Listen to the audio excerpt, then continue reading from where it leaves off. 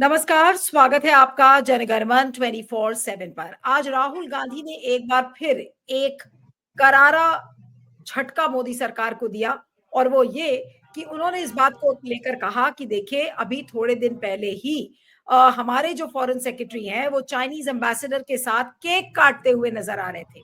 उन्होंने कहा कि चाइना हमारी 4000 स्क्वायर किलोमीटर की जमीन पर बैठा हुआ है और हम केक काट रहे हैं। साथ में उन्होंने ये भी कहा कि हम नॉर्मलसी के खिलाफ नहीं है, लेकिन कम से कम जो हमारी जमीन पर कब्जा है उसके बारे में तो मोदी जी बात करें। उसके अलावा जो ट्रंप के टैरिफ्स का अनाउंसमेंट है उसको लेकर भी उन्होंने बातचीत की कि भाई मोदी सरकार क्या कर रही है।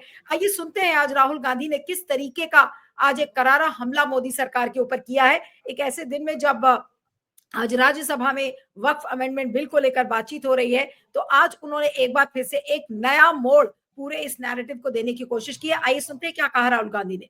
जी, that China is sitting on 4,000 square kilometers of our territory. I was shocked some time back to see that our foreign secretary was cutting a cake with the Chinese ambassador. The question is, what exactly is happening to this territory? 20 जवान शहीद हुए थे, उनकी शहादत की celebration हो रही है केक काटकर। अब हम नॉर्मलसी के खिलाफ नहीं हैं, मगर नॉर्मलसी से पहले स्टेटस को होना चाहिए। हमारी जमीन हमें वापस मिलनी चाहिए। We should get our land back. It is also come to my notice that the prime minister and the president have written to the Chinese. We are not finding out from our own people. It is the Chinese ambassador who's telling the people of India that the Prime Minister of India and the President of India have written to them. Foreign policy is about managing the external countries. You have given China 4,000 square kilometers of land. On the other side, our ally suddenly decides to impose tariffs on us, 26%, which is going to completely devastate our economy. Our auto industry, our pharmaceutical industry, they're all on the line. Agriculture. Somebody once asked Indira Gandhi ji, in the matter of foreign policy, do you lean left or do you lean right? And Indira Gandhi ji answered, I don't lean left or right, I stand straight. I'm Indian and I stand straight. And the BJP and the RSS have a different philosophy. When asked, do you lean left or do you lean right? They say, no, no, no, we bow our head right in front of every foreigner that comes in front of us. Sir, this is something that is in their culture, it is in their history, we know that. But we would like an answer from the government of India. What are you doing about our land? What are you going to do about this tariff that our ally has imposed on us? Thank you. तो दो महत्वपूर्ण सवाल आज राहुल गांधी ने उठाए कि भाई आप हमारी जमीन पर जो चीनी आर्मी ने जो कब्जा किया हुआ है उस पर आप क्यों कब चाइना से बात करेंगे, और दूसरा ये कि आप ट्रंप के सामने नतमस्तक क्यों हैं। और उन्होंने कंपैरिजन किया इंदिरा गांधी से कि इंदिरा गांधी से जब पूछा गया कि डू यू लीन लेफ्ट और राइट, तो उन्होंने कहा I don't lean but I stand straight. और फिर उन्होंने आरएसएस और बीजेपी के बारे में बोला, वो स्टैंड स्ट्रेट, ना लेफ्ट ना राइट, वो तो सीधा झुक जाते हैं मोदी डोनाल्ड ट्रंप के आगे। ये कितना बड़ा अटैक है सिद्धार्थ आपके हिसाब से? हालांकि ये पहली बार नहीं है राहुल गांधी ने इस बात को कहा है। उन्होंने चाइना के बारे में, तो मैं आज ट्विटर पर देख रही थी, उन्होंने कम से कम 34-35 बार उन्होंने चाइना के जो भूमि पर कब्जा किया है चाइनीज आर्मी ने, उसके बारे में उन्होंने बातचीत की है। लेकिन मोदी जी के पास इसका जवाब नहीं है, और उसी तरीके से अब ट्रंप ने जो टैरिफ्स लगाए हैं उसका भी कोई जवाब नहीं है। तो ये क्या आज फिर से एक बार फिर से जो ये चीनी कब्जा और ट्रंप के जो नैरेटिव को एक बार फिर से राहुल गांधी ने जिंदा किया है? आज ये वो एक क्या संकेत मिलते हैं फिर से? अटैक तो है ही सर। जी जी, राहुल गांधी आज वही कह रहे हैं जो इस देश का बच्चा बच्चा जानता है। कभी कभी होता है, बहुत पुरानी एक कहावत है कि एक राजा था जो निर्वस्त्र घूम रहा था। सब लोग उसको देख रहे थे निर्वस्त्र, लेकिन किसी को कहने की हिम्मत नहीं हुई, तो किसी एक बच्चे ने बोल दिया कि अरे राजा तो निर्वस्त्र है, तो उसके बाद सारे लोग बोलने लग गए। तो राहुल गांधी जी जो कह रहे हैं वो इस देश का बच्चा बच्चा जानता है कि गालवान में चीन के पास भारत की इतनी जमीन है कि वहां पर एक शहर बस सकता है। मतलब दिल्ली बंबई जितनी बड़ी 2000-4000 स्क्वायर किलोमीटर का मतलब होता है एक बड़ा शहर। एक बड़ा शहर जितना भाग हिंदुस्तान का अमेरिका चीन ने गलवान घाटी में ले लिया है। आज नहीं लिया है, 2020 में ही ले लिया था, सबको पता है। उसके बावजूद भारत के प्रधान जी कह रहे थे, आज तक कह रहे हैं कि ना कोई आया था ना कोई आया है, तो वो तो आश्चर्यजनक बात है ही। दूसरी बात, हमें ये भी पता है कि भारत में मैं एक दो तीन उदाहरण दे रहा हूँ जिसमें कि भारत विदेशी ताकतों के सामने किस तरह से झुका है, पिछले ज्यादा समय नहीं है, पिछले 3-4 साल के अंदर। हमें पता है कि भारत में कच्चा तेल बहुत चाहिए होता है, पेट्रोलियम पदार्थ, क्योंकि भारत में पेट्रोल उतना पैदा नहीं होता। लेकिन संजोग से भारत में अरब सागर के उस पार खाड़ी के देश में, चाहे वो ईरान हो, कुवैत हो, सऊदी अरेबिया हो, वहां पर बहुत तेल बनता है, दुनिया का सबसे बड़ा तेल भंडार है।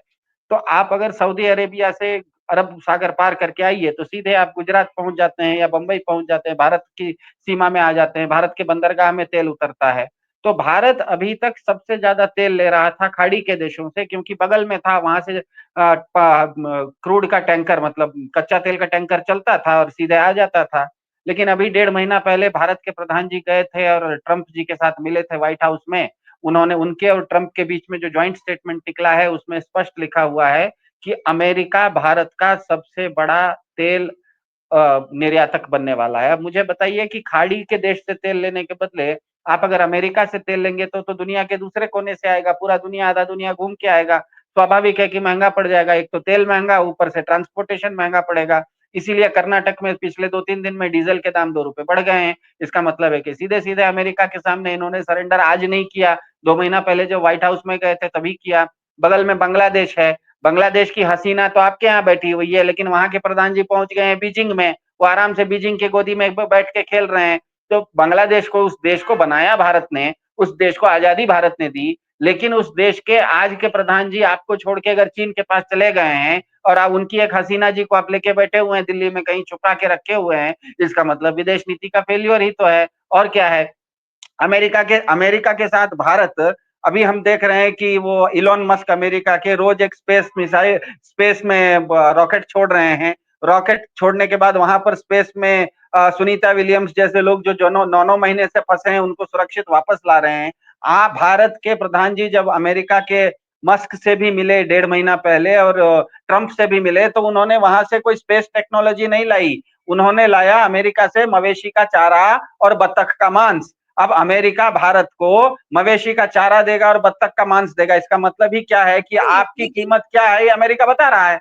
हाँ, नहीं, ये बात तो हम लोग कई बार इसको कर चुके हैं, लेकिन मैं अब आपसे राहुल गांधी के स्टेटमेंट के बारे में पूछना चाहती हूँ कि आज उन्होंने जो दो तरफा हमला किया है, ये कहते हुए कि हमारे फॉरेन सेक्रेटरी केक काट रहे थे चाइनीज एम्बेसडर के साथ, और ये केक काटना कैसे गवारा हुआ अगर हमारी जमीन पर कब्जा है तो। और डोनाल्ड ट्रंप के टैरिफ पर मैं बाद में बात करूंगी। क्या ये एक डिप्लोमेटिक फेलियर था जिस तरीके से केक काटा गया, और आज क्या फिर से राहुल गांधी ने अपने बयान के जरिए ये नहीं साबित कर दिया कि चीन से मोदी जी डर गए हैं, और डर ही नहीं गए हैं, डर के मारे अब केक भी काटने लगे हैं और डर के मारे अब वो हाथ मिलाना चाह रहे हैं। ये बिल्कुल स्पष्ट है कि पिछले 10 साल में भारत में जिसको 56 इंची का शेयर घोषित किया था भाजपा ने, वो 56 इंच का शेयर नहीं था, वो एक कागजी शेयर था। वो इस देश के कुछ लोगों को, 1/3 लोगों को जो बीजेपी के समर्थक हैं, बीजेपी का पूरा समर्थन करके वोट डालते हैं, उसके अलावा इस देश के 2/3 लोग, मतलब 3 में से 2 लोग भाजपा के प्रधान जी को असली शेयर नहीं मानते, कागजी शेयर मानते हैं। लेकिन दुनिया तो पहले से जान गई थी, इसीलिए ये तो बाद में हुआ। चीन को ये पूरा पूरा भरोसा होगा कहीं ना कहीं कि भारत और भारत के प्रधान जी कुछ नहीं करेंगे, इसीलिए तो 2020 में वो गलवान घाटी में घुसा। वो घुसने से पहले उसको पूरा का पूरा आकलन उसने कर लिया था कि मैं घुसूंगा भी, बैठूंगा भी, और ये कुछ नहीं करेंगे, और वही उन्होंने किया, क्योंकि चीन कोई भी युद्ध जब लड़ा जा, जी, जब ये मैटर आज रेज किया राहुल गांधी ने, तो जो मैटर्स ऑफ अर्जेंट इंपॉर्टेंस होते हैं और उनको जब रेज किया जाता है तो उसी दौरान उन्होंने ये सवाल खड़ा किया। क्या आज संसद के अंदर मोदी जी को उन्होंने फिर से ललकारा है, ये कहते हुए कि मोदी जी आप डरपोक हैं?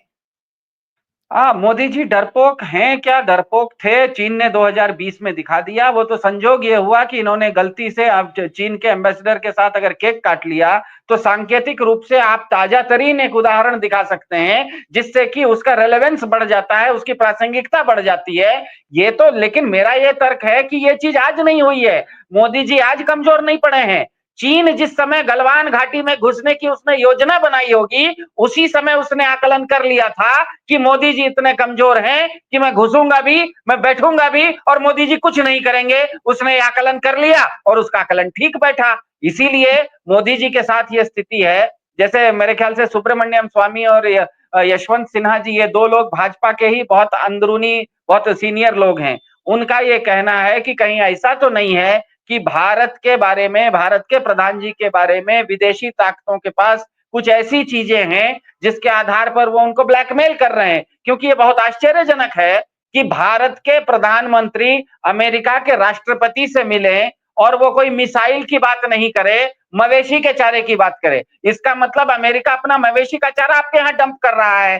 भारत के विदेश सचिव चीन के विदेश सचिव के साथ मिले और इस पर बात नहीं करें कि गलवान घाटी को छुटकारा कैसे मिले, आप उल्टा उनके साथ केक काट लीजिए। इसका मतलब ये है कि आप अपने आप को कमजोर मान रहे हैं, चीन को ये मान रहे हैं कि हाँ तुमने जो जगह रख ली वो रख ली। तो ये चीज तो बिल्कुल स्पष्ट हो गई थी 2020 में। 2020 से बहुत पहले चीन ने तो ये करके दिखा दिया। चीन ने 2020 में ये प्रमाणित कर दिया, मोदी जी को भी बता दिया, भारत की जनता को भी बता दिया, भाजपा के वोटरों को भी बता दिया। खुद तो उसको पहले से आकलन था। देखिए होता यह है कि मेरा कोई एक आकलन होता है, लेकिन उस आकलन को जब मैं, मतलब आप अगर एक छोटा सा क्रिकेट का ही उदाहरण लीजिए, तो एक बैट्समैन नेट प्रैक्टिस किया रहता है, वो कोई एक शॉट खेलने का प्रैक्टिस किया रहता है। जब उसको पूरा कॉन्फिडेंस आता है तो वो मैच में खेलता है। मैच में खेलने पर हो सकता है वो सफल हो जाए, छक्का लग जाए, या असफल हो जाए, आउट हो जाए, लेकिन वो शॉट मारने से पहले उसने प्रैक्टिस पहले से की थी। तो मेरा ये मानना है कि 2020 में गलवान घाटी में घुसने से पहले चीन ने ये पूरी योजना बना ली थी कि मैं ऐसा घुसूंगा और घुसने के बाद भारत इस पर कुछ नहीं करेगा, मैं घुसूंगा भी, बैठूंगा भी और भारत चुप भी रहेगा। और उसने प्रैक्टिस करके ये काम किया और वो सफल हो गया, क्योंकि भारत उसके बाद भारत ने उनके साथ चीन से वापस लेने की बात नहीं की। बहुत ताजा उदाहरण है मेरे ख्याल से। सिद्धार्थ, जो आज राहुल गांधी ने इंदिरा गांधी के बारे में उल्लेख किया कि भाई इंदिरा गांधी से किसी ने पूछा कि वेदर यू लीन लेफ्ट और राइट, उन्होंने कहा कि नो आई स्टैंड स्ट्रेट। आज इंदिरा गांधी का कंपैरिजन उन्होंने मोदी जी के लिए कर दिया और आरएसएस को उनसे कंपेयर कर दिया कि भाई देखिए कहां मेरी दादी थी और कहां आप हैं। इसको कैसे देखते हैं? इंदिरा गांधी का जो रेफरेंस आया आज राहुल गांधी के इस सवाल में। जी, इसका एक बहुत ऐतिहासिक रेफरेंस है। भारत में 2014 से पहले जितने भी प्रधानमंत्री हुए जो लंबे समय तक रहे, नेहरू जी रहे। नेहरू जी के समय में कोल्ड वार चल रहा था, लेकिन उन्होंने नॉन अलाइंड मूवमेंट शुरू किया और वो नॉन अलाइंड मूवमेंट में रहे। इसका मतलब उनकी रीढ़ की हड्डी बिल्कुल सीधी थी। उसके बाद लाल बहादुर शास्त्री आए, उन्होंने जय जवान जय किसान का नारा दिया और पाकिस्तान को, भले वो 18 महीने भारत के प्रधानमंत्री रहे, लेकिन उस बीच में पाकिस्तान को युद्ध में उन्होंने हरा दिया। इंदिरा गांधी के साथ राजनीतिक रूप से किसी की कितनी भी वैचारिक सहमति या असहमति हो, उन्होंने पाकिस्तान को सिर्फ युद्ध में हराया नहीं, पाकिस्तान के 2 टुकड़े किए और बांग्लादेश नाम की एक क्या कहते हैं, एक नया देश खड़ा कर दिया। उसके बाद राजीव गांधी आए। राजीव गांधी ने इतनी, उन्होंने, उनके अंदर रीढ़ की हड्डी सीधी थी कि भारत के आसपास के देशों को मिला के उन्होंने सार्क नाम का एक संगठन खड़ा कर दिया। ये तो राजीव गांधी की बात हुई। राजीव गांधी के बाद जिस समय अटल बिहारी वाजपेयी आए, मैं लंबे लंबे समय की बात कर रहा हूँ, बीच में कुछ लोग छोटे छोटे समय के लिए आए थे, उनकी बात नहीं कर रहा हूँ। अटल बिहारी वाजपेयी आए तो अटल बिहारी वाजपेयी के अंदर इतनी रीढ़ की हड्डी सीधी थी कि उन्होंने भारत को एटॉमिक पावर बना दिया, न्यूक्लियर पावर विस्फोट करके पूरे दुनिया के साथ उन्होंने भले पंगा ले लिया हो, लेकिन अब भारत की ताकत सीधी कर दी। उसके बाद मनमोहन सिंह आए, भले वो बोलते कम थे, लेकिन अटल बिहारी वाजपेयी के न्यूक्लियर विस्फोट के चलते जो दुनिया भर का सैंक्शन भारत के ऊपर लगा था, वो सारा सैंक्शन उन्होंने हटा दिया। तो भारत में इससे पहले जितने भी प्रधानमंत्री आए हैं, वो नेहरू जी, मैं लंबे समय की बात कर रहा हूँ, नेहरू जी हो, इंदिरा गांधी हो, राजीव गांधी हो, चाहे अटल बिहारी वाजपेयी हो, चाहे मनमोहन सिंह हो, ये सब अलग अलग, अटल बिहारी वाजपेयी कांग्रेस के नहीं थे। तो इस तरह के लोगों ने भी भारत का प्रधानमंत्री होने का ही मतलब है कि भारत के 150 करोड़ लोगों की ताकत आपके अंदर जब आती है तो आपका रीढ़ अपने आप सीधा हो जाता है। आपकी रीढ़ के अंदर इतनी ताकत अपने आप आ जाती है। ये तो आश्चर्यजनक है कि भारत में पिछले 10 साल में अपनी रीढ़ पर इतना भरोसा कर लिया कि भारत की 150 करोड़ जनता की रीढ़ पर अगर भरोसा नहीं किया तो चीन जैसे आया। और जैसे भारत के विदेश मंत्री जयशंकर ने कुछ दिन पहले एक किसी चैनल को अपने स्टेटमेंट में बोल दिया था, किसी ने पूछा कि चीन के साथ आप क्या करेंगे, तो बोले चीन is so big, how can we do anything against China. ये स्टेटमेंट उनका बिल्कुल आपने भी पढ़ा होगा। तो भारत के विदेश मंत्री जब खुद बोल रहे हैं कि चीन मुझसे बहुत बड़ा है, मैं उनके सामने क्या कर सकता हूं, इसका मतलब वो अपनी मजबूरी बता रहे हैं। भारत सरकार की नीति ही अगर मजबूरी है, भारत सरकार की अगर चीन के साथ नीति ही मजबूरी की है, तो इसका मतलब तो वो उनके साथ केक भी काटेंगे और कल कहेंगे हमारे साथ कहीं घूमने चलो, तो वहां भी उनको जाना पड़ेगा। क्योंकि आप आज भारत की भाजपा सरकार चीन सरकार के पीएलए, चीन का मतलब चीन में कोई सरकार उरकार नहीं है, पीपल्स लिबरेशन आर्मी है, तो पीएलए के इतने कब्जे में आ चुकी है कि वो जो कहता है वो इनको मानना पड़ रहा है। ये दुर्भाग्य है कि ये सब तब हो रहा है जब चीन ने एक शहर जितना बड़ा भारत का हिस्सा अपने हिस्से में रख लिया है, गालवान घाटी में। अरुणाचल प्रदेश में रोज वो कुछ न कुछ बदमाशी करता है, सिक्किम के पास जो चिकन नेक है वहां पर जो वो बदमाशी करता है वो तो पता ही है। मुझे समझ में नहीं आ रहा है कि एक कोई आदमी है वो साल में मतलब हर महीने मेरे घर में आके कुछ न कुछ चोरी चकारी कर रहा है, डकैती कर रहा है, मेरे घर में कोई चोरी करके जा रहा है, तो मैं उसके बर्थडे पर उसके केक काटने के लिए कैसे पहुंचूंगा।